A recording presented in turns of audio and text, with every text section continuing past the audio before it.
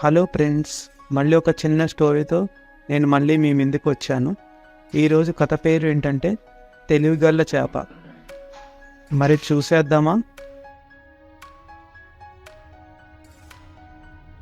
అనగనగనగనగా ఒక పెద్ద ఊరు ఉంది. ఆ ఊరిలో ఒక పెద్ద చెరువు ఉంది. దానిలో చాలా చేపలు ఎంతో కాలంగా నివాసం ఉంటున్నాయి.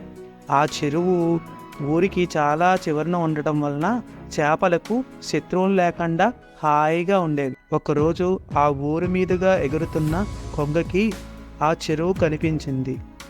ఇంత పెద్ద చెరువుని చూడకుండా ఇంతకాలం ఎలా ఉన్నానా అనుకొని ఆశ్చర్యపోతూ ఆ చెరువు గట్టుపైన వాలింది. దానికి చెరువులో చాలా చేపలు కనిపించాయి. ఇక తన ఆహారానికి ఎలాంటి ఇబ్బంది లేదనుకొని ఆనందంగా అక్కడే కొంత దూరంలో నివాసం ఏర్పాటు చేసుకుంది. ప్రతిరోజు 3 పూట్ల హాయిగా చేపలను తింటూ కాలం గడుపుతుంది. ఈలోగా చేపలు కంగారు పడటం ప్రారంభించాయి.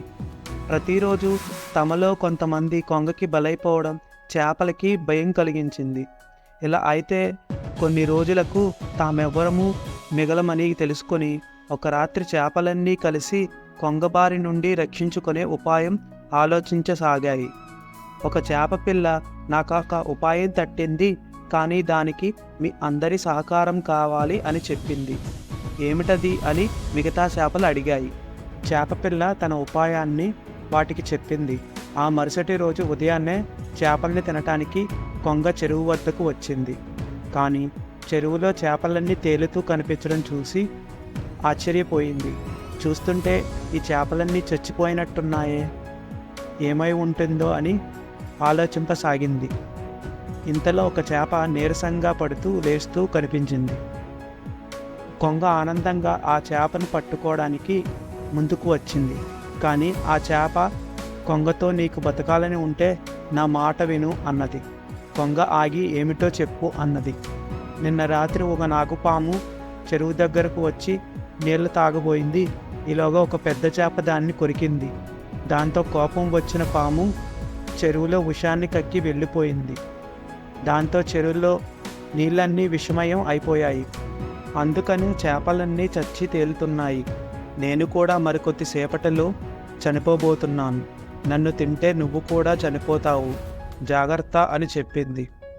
దానితో భయపడ్డ కొంగ ఇంకా ఆ చెరువులో తనకు ఆహారం దొరకదని తెలుసుకొని మరొక చెరువు వెతుక్కుంటూ వెళ్ళిపోయింది. చేపపిల్ల పాచిక పారినందుకు చేపలన్నీ ఎంతో సంతోషించాయి. చూశారు కదా ఫ్రెండ్స్, ఒక చిన్ని చేప ఒక పెద్ద కొంగని ఎలా బోల్తా కొట్టిందో. ఈ కథ యొక్క నీతి ఏంటంటే, తెలివిగలవాడు చిన్నవాడైనా కూడా పెద్దవాడిని ఎదుర్కోగలడు. మళ్ళీ మరిన్ని మంచి కథలతో నేను మీ ముందుకు వస్తాను. ఈ కథ కనుక మీకు నచ్చినట్టయితే ఒక లైక్ చేయండి, అలాగే కామెంట్ చేయండి. ఈ వీడియోను అందరికీ షేర్ చేయండి.